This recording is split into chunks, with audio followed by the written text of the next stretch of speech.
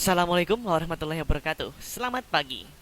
Kami dari kelompok 3 dengan saya sendiri, Ahmad Kamal Badri beserta anggota kelompok kami, Diana Astuti, Siti Mida Isnaini, Siti Fatihah Khairunisa Prakoso, dan Tria Aulia Rosti.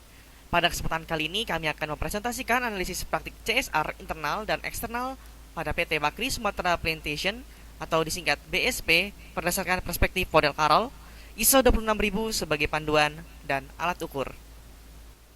ISO 26000 bersifat sukarela dan tidak mengikat, artinya perusahaan diperbolehkan untuk mengembangkan program CSR-nya sesuai dengan kondisi objektif internal dan eksternal perusahaan seperti praktik CSR pada PT Bakri Sumatera Plantation. Praktik pelaksanaan CSR External Community Development oleh BSP berhasil mendapatkan reaksi positif dari masyarakat.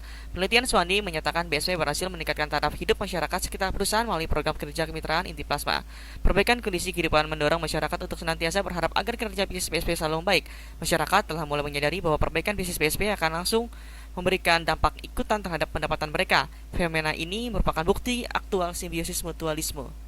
Kesuksesan praktik eksternal CSR oleh BSP sayangnya belum tercermin pada praktik pelaksanaan internal yang mereka jalankan. Hasil penelitian Suwandi menunjukkan bahwa manajemen BSP belum memiliki kepemimpinan yang utuh dalam pelaksanaan CSR. Hal ini dapat dilihat dari realisasi belanja pemberdayaan masyarakat yang memang meningkat, namun instrumen-instrumen pendukung praktik CSR belum sepenuhnya disediakan dan dijalankan dengan baik. Berdasarkan fenomena tersebut, kami melihat pelaksanaan CSR oleh BSP bisa dilakukan dengan lebih baik menggunakan ISO 26000 sebagai panduan dalam praktik CSR perusahaan. Dari perspektif model Carroll, praktik CSR eksternal menjadikan model filantropis, sedangkan praktik CSR internal menjadikan model legal. Namun, pelaksanaan CSR harus dilakukan secara menyeluruh baik internal dan eksternal perusahaan. Fenomena tersebut mendorong kami untuk mengkaji lebih dalam praktik internal dan eksternal CSR pada PT Bakri Sumatera Plantation berdasarkan perspektif model Carroll, ISO 26000 sebagai panduan dan alat ukur. Tujuan dari penulisan makalah kami adalah menjelaskan ISO 26000 sebagai panduan CSR, menjelaskan fungsi ISO 26000 sebagai alat kontrol dan pengawasan pelaksanaan CSR, menjelaskan praktik CSR BSP berdasarkan perspektif model Carroll, menjelaskan pelaksanaan CSR BSP pada Komdev lingkungan perusahaan, menjelaskan pelaksanaan CSR BSP pada internal perusahaan, dan menjelaskan fungsi sertifikasi ISO 26000 pada praktik CSR. Kenapa menggunakan ISO 26000 sebagai panduan pelaksanaan CSR? Karena ISO 26000 adalah salah satu organisasi penetap standar dan paling menonjol secara internasional, dan pengembangan standar panduan ISO 26000 adalah upaya ISO untuk pengembangan standar CSR. Untuk membantu organisasi dalam berkontribusi pada pembangunan berkelanjutan dan untuk mempromosikan pemahaman bersama di bidang tanggung jawab sosial.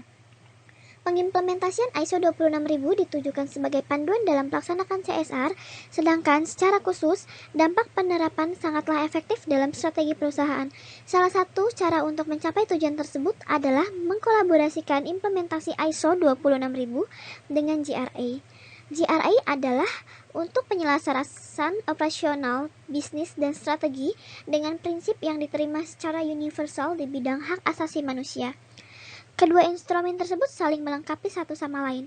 ISO 26000 difokuskan pada proses manajemen internal CSR, termasuk panduan untuk pelaporan, sementara fungsi GRI yaitu menyediakan kerangka kerja untuk pelaporan CSR.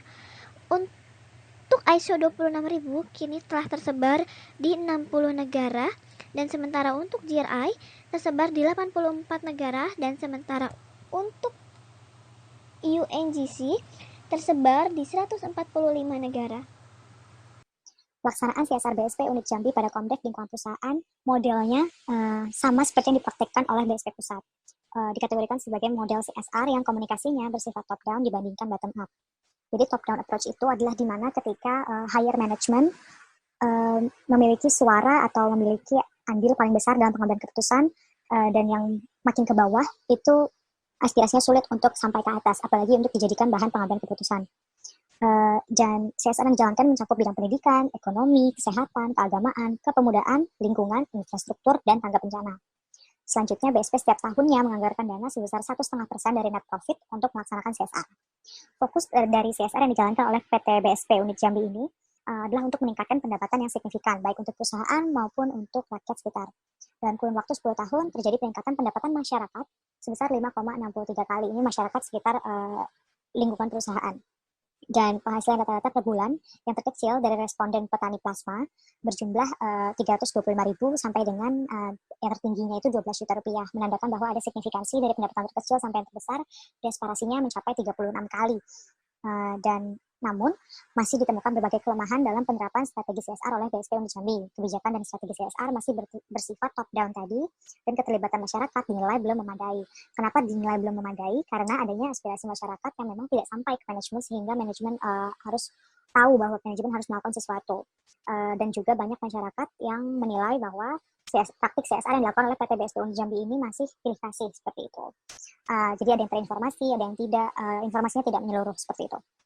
Dan hasil dari penelitian menunjukkan bahwa peraturan pemerintah tentang CSR ternyata tidak berdampak pada praktik CSR khususnya yang dilakukan oleh PT BSP Unit Jambi, karena CSR yang dilakukan sudah jauh sebelum pemerintah membuat peraturan-peraturan yang baku.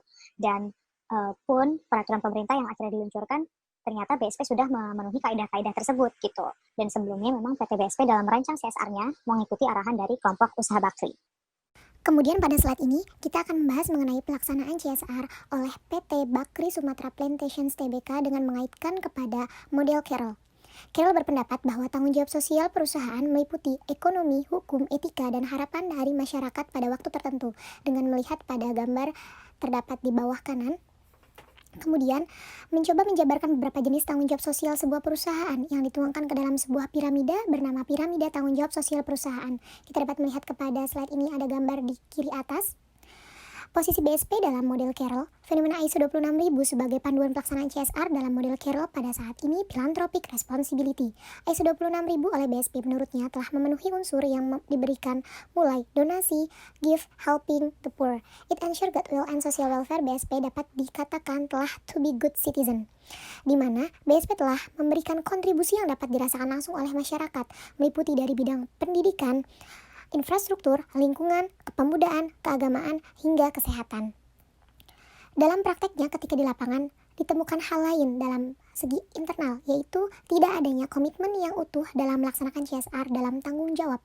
Pelaksanaan di lapangan CSR yang dilaksanakan BSP mengalami kesenjangan dalam hal ketenaga kerjaan menyangkut perubahan struktur organisasi dan efisiensi, yaitu perampingan atau pengurangan tenaga kerja, downsizing. Manajemen BSP diketahui belum melakukan sesuai dengan kebijakan di bidang sumber daya manusia yang berlaku umum sebagai turunan dari peraturan perundang-undangan yang berlaku. Belum tersedianya pula peraturan perusahaan dan perjanjian kerjasama yang diikuti oleh tidak lugasnya edukasi KSDM di kalangan karyawan BSP, sehingga dalam posisi model Carroll berada pada legal responsibility, yang dimana hanya abandoning the laws of the land.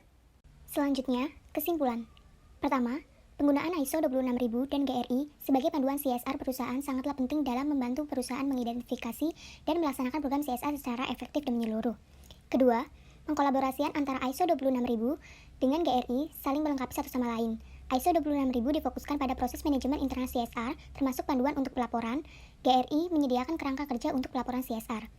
Dengan mengkolaborasikan keduanya, perusahaan dapat secara efektif mengkontrol dan mengawasi pelaksanaan CSR. Pengawasan dapat dilakukan baik secara preventif maupun represif. Pengawasan preventif dapat dilakukan dengan cara menetapkan peraturan pemerintah. Sedangkan tindakan represif dapat berwujud pengawasan terhadap program-program CSR yang nyata dan bertanggung jawab, salah satunya dengan pengkolaborasian ISO 26000 dan GRI. 3. Model Carroll pada implementasi CSR internal BSP berada pada posisi philanthropic responsibility. Implementasi CSR eksternal BSP pada posisi legal responsibility, dan secara keseluruhan menjadikan implementasi CSR BSP pada posisi ethical responsibility, yang dimana obligasi etika yakni pencitraan.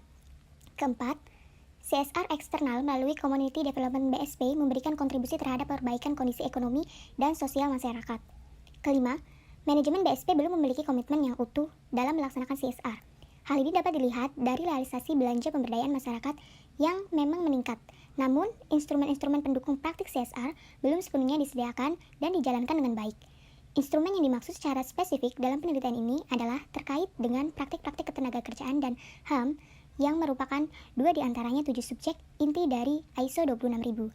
Keenam, kami berkesimpulan bahwa walaupun ISO 26000 dapat dijadikan sebagai indikator dalam pengukuran pencapaian dan pengawasan pelaksanaan CSR, namun ISO 26000 ini tidak dapat disertifikasi karena subjeknya bukan masalah teknis, tetapi masalah moral. Perusahaan dapat bersaing dengan menjalankan program CSR terbaik dan mendapatkan CSR Award sebagai bentuk pencapaian di atas sertifikasi ISO 26000. Dan perusahaan dapat memberikan pelatihan sertifikasi ISO 26000 kepada karyawan demi mencapai tujuan CSR yang lebih baik. Terima kasih.